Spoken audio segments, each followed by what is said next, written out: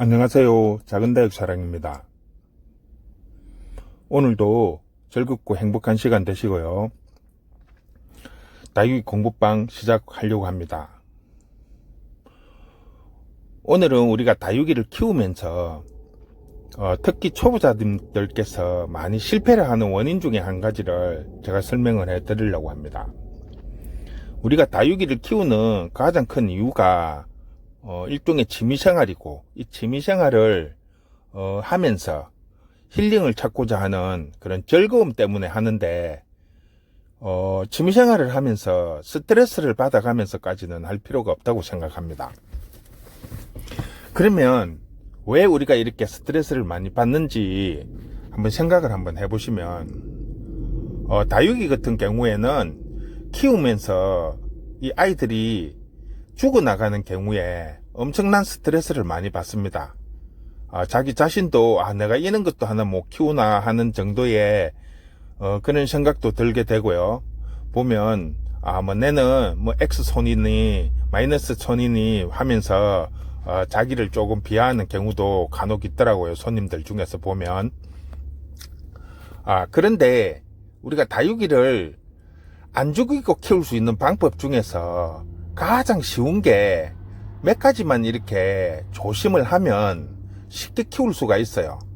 그런데 일반인들, 특히 초보자들께서 가장 많이 실수를 하는 부분이 그거는 기본적인 걸 안 지키기 때문에 그런 현상이 많이 일어납니다.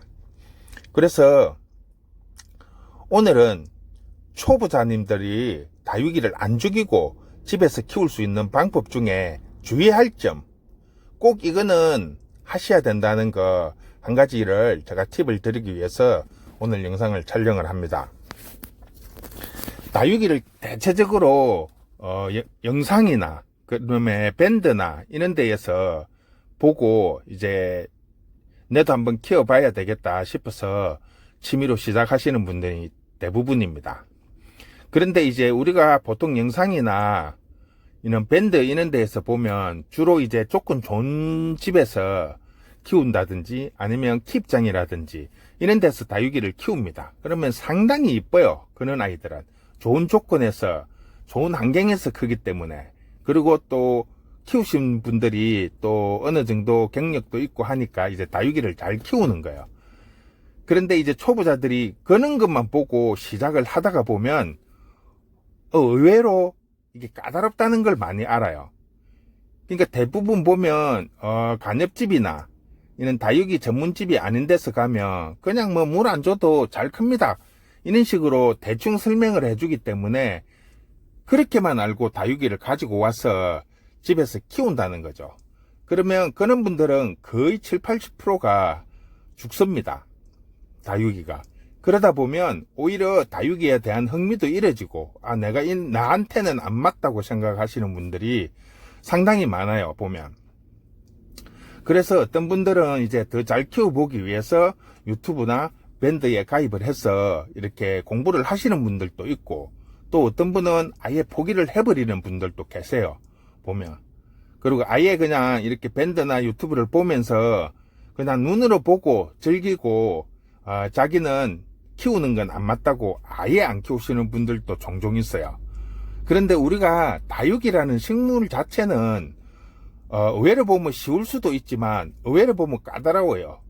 그러니까 다육이가 한 종류가 아니고 종류가 워낙 많다 보니까 그 종류에 맞는 방법으로 키워야 되는데, 그게 아니고 그냥 일괄적으로 항상 한 달에 한 번 물 주면 된다, 이런 식이다 보니까 그 키우는 방법이 안 맞다는 거죠. 그리고 이제 대체적으로 한 달에 한 번씩 물 주라는 거는 전체적으로 하는 거지만 그 종에 따라서, 그리고 집의 환경에 따라서 물 주는 시기 다 틀립니다. 흙의 조건에 따라서도 물 주는 시기가 틀리고 환경에 따라서 다 조건이 틀리는데, 그걸 일괄적으로 그냥 한 달에 한 번, 두 달에 한 번 이런 식으로 설명을 하기 때문에 실패하는 확률이 그만큼 높은 겁니다. 그래서 오늘 제가 설명을 드리고 싶은 거는 우리가 다육이를 시작하시는 분들이 처음부터 양을 많이 구입을 하지는 않아요. 대체로 보면 한 5개에서 10개 미만, 아니면 한두 개로 시작하시는 분들도 있고요. 근데 대부분 이제 이렇게 시작을 하는데 키우는 방법이 중요한 게 아니고 환경이에요. 다 집집마다 이제 보면 다 조건이 틀리고 환경이 틀려요. 그런데 이제 보편적으로 보면 그런 거는 알죠. 뭐 햇빛 좋고 통풍 잘 되는 데서 키워야 된다는 거, 그런 기본적인 건 알아요. 그런데 우리가 가장 많이 놓치는 부분이 있습니다. 특히 초보자님들이 많이 놓치는 것 중에 하나가 바로 가정집에서 키우다 보면 대부분 집에 간엽 식물들 다 조금씩은 있죠. 그러면 이제 다육이를 사가지고 가면 대부분 간엽 식물하고 같이 이렇게 놓고 근처에서 같이 키운다는 거죠. 이게 가장 큰 문제라는 거예요. 왜냐하면 다육이는 습에 상당히 약합니다. 그래서 통풍을 잘 시키고 햇볕을 많이 보여주라는 거죠. 습을 빨리 정발을 시키기 위해서. 그런데 간엽은 어때요? 간엽 당연히 햇볕 좋아하지만 간엽은 물을 엄청 좋아합니다. 보통 2, 3일에 한 번, 늦어도 일주일 안에 한 번씩은 물을 줘야 돼요. 뭐 야생화 같은 경우에는 거의 매일 물을 주다시피 해야 되는 거죠. 그런데 다육이는 건조하게 키워야 되는 거예요.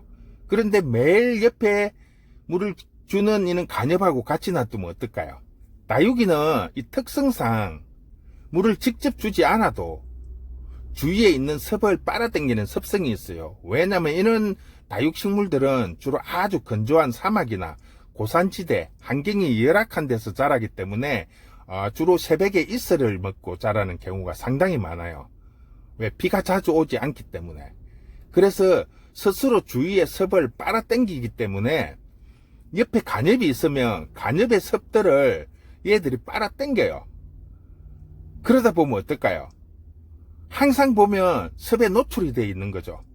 주위에 간엽이 있으면 그 간엽에 습을 빨아서 스스로 생존을 하는 거예요.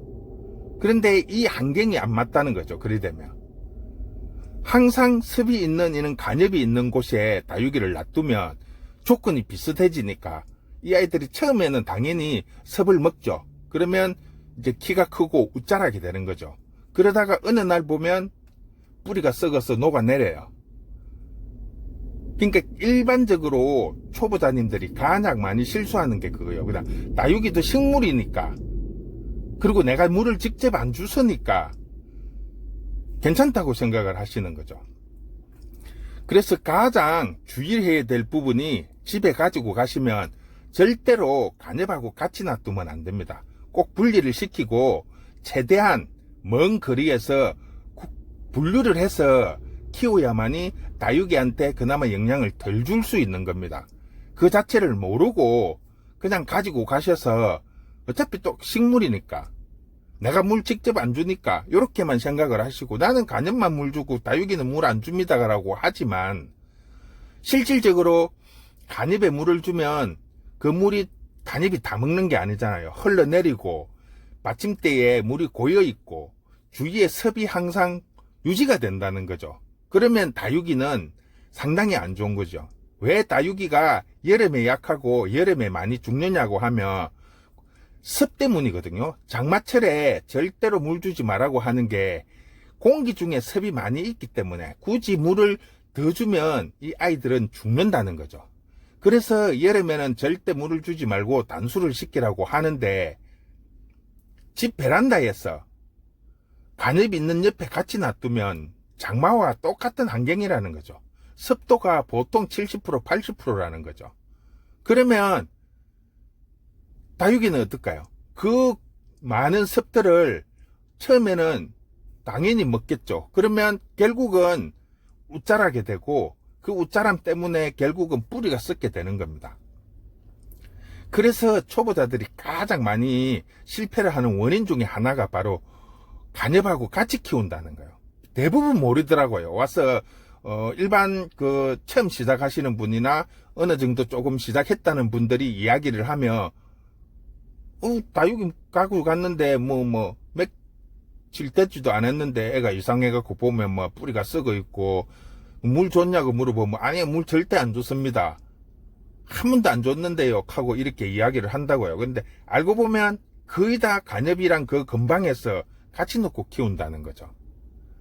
그러면 절대로 안 돼요. 간엽은 물을 많이 먹고 항상 자주 줘야 되는 식물인 거고, 다육이는 물을 자주 주면 안 돼요. 한 번 줄 때 듬뿍 주고 단수를 시키고 통풍이 잘 되는 곳에서 흙을 빨리 말려줘야만이 다육식물은 건강하고 잘 클 수가 있는데, 간엽 옆에 놔두면 물을 줄 땐 주지만 주위에 습이 항상 있기 때문에 흙 속에 수분이 마르지를 않는다는 거죠. 그럼 결국은 뿌리가 썩어서 고사되고 마는 겁니다. 그러니까 우리 초보자님들이 가장 주의해야 될 부분이 그거예요. 좋은 환경, 물론 집집마다 뭐 햇볕이 많이 들어오는지 적게 들어오는지, 또 문을 열어놓으면 뭐 통풍 안 되면, 통풍이 안 되면 선풍기라도 틀어주고, 이런 부분은 충분히 고려를 하지만 이 간엽하고 같이 놔두고 키우는 분들이 의외로 많더라고요. 그래서 실패의 원인이 거기에 있는 겁니다. 절대로 간엽하고 같이 두고 키우시면 안 됩니다. 다육이는 그 섭을 흡수를 하기 때문에 가능하면 먼 거리, 주로 보면 다육이 하시는 분들은 어느 정도 이렇게 키우다 보면 거의 80, 90%는 간엽을 다 뭐 지인들이나 주고 처분을 합니다. 안 키워요. 왜? 둘 다를 동시에 키울 수가 없기 때문입니다. 그런데 키우면서 내게 주는 힐링, 그 기쁨이 간엽보다는 다육이가 훨씬 더 크다는 거죠. 계절별로 색깔도 변하고 이쁜 짓도 많이 하고, 또 자구나 이는 이 꽃이 번식도 되고 하니까 키우는 재미가 아주 좋아요. 그래서 취미생활로는 상당히 좋은 취미인데, 키우다 보니까 자꾸 자라고 죽어나가는 게 많으면 자꾸 스트레스를 받게 되죠. 이제 그 원인을 찾다가 보니까 간엽하고 같이 키우면 안 된다는 걸 본인들이 이제 느끼는 거예요.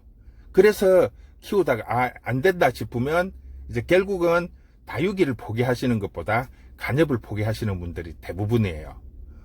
거기에서 이제 또 더 짐지게 하신 분들은 아예 다육이 때문에 이사를 가시는 분들도 상당히 많습니다. 햇빛 잘 드는지, 뭐 전원주택까지 갈 수면 더 좋겠지만 전원주택까지 갈 상황이 아닌 분들은 이제 주로 뭐 아파트나 이런 다세대 주택들을 이사를 가시면 베란다가 넓고 햇빛이 잘 들어오는 그런 집을 선호를 해서 이사를 가시는 분들이 의외로 많습니다. 그러니까 내가 취미를 하면서 이 다육식물한테 받는 이 기쁨, 힐링이 엄청나게 크다는 거죠. 그렇기 때문에 이사도 가고 그렇게 하는 건데, 이왕 우리가 취미생활로 이렇게 다육이를 접했으면 잘 키워야 되고, 잠깐 전화가 와서 끊겼습니다. 그러니까 취미생활을 하면서 이만큼의 힐링을 줄 수 있는 걸 찾기가 상당히 힘듭니다. 그래서 누구나 마찬가지로 즐겁게 이 취미생활을 할 수 있는 부분이 다육입니다. 그런데 자꾸 주고 나가면 정말 스트레스도 많이 받고 키우고 싶은 생각이 없어지거든요. 그래서 오늘 첫 번째, 다육이를 안 죽이고 키울 수 있는 방법 중에 첫 번째 팁은 절대로 간엽하고 같이 키우면 안 된다는 거예요. 간엽이 옆에 있으면 거기 습 때문에 오히려 다육이가 죽어나갈 수밖에 없다는 환경이죠. 환경적인 조건에서 이미 간엽이랑 같이 있으면 다육이는 죽을 수밖에 없는 환경이라는 거죠. 그게 1주, 2주, 한 달, 2달 가면 결국은 그 습이 많아지면서 결국 다육이가 죽어나간다는 거죠. 간엽이 죽는 게 아니고. 그렇기 때문에 꼭 맹심해야 될 부분이 그 부분입니다. 절대로 간엽하고 같이 근접해서 키우지 마시고, 같이 키우고 싶으면 최대한 먼 거리에서 다육이를 키울 수 있도록 그렇게 해주는 것이 다육이한테 더 좋은 조건을 만들어 줄 수 있는 겁니다. 그래서 다육이는 한쪽으로 몰고, 간엽은 간엽대로 한쪽으로 몰고, 이렇게 먼 거리에서 이렇게 키우신다면 실패의 원인을 좀 줄일 수 있다고 생각을 합니다. 자, 오늘은 다육이를 안 죽이고 키울 수 있는 방법 중에 첫 번째로 간엽이랑은 절대 같이 키우지 마시라는 거, 그 점을 꼭 맹심해 주시기 바랍니다. 자, 오늘도 즐겁고 행복한 시간 되시고요. 저쪽 다육이 공부방에서 지금 이벤트가 진행이 되고 있습니다. 이제 한 100몇 명만 들어오면 이제 1000명이 되니까 1000명이 되면 이벤트에서 이제 추첨에 들어갈 겁니다. 많이 참석을 해 주시고요. 그냥 오셔서 어떤 뭐 이런 규칙 없으니까 편하게 오셔서 힐링하시고 또 궁금한 거는 있으면 자, 이런 식으로 오늘은 마무리하겠습니다. 즐겁고 행복한 시간 되시기 바랍니다. 수고했습니다.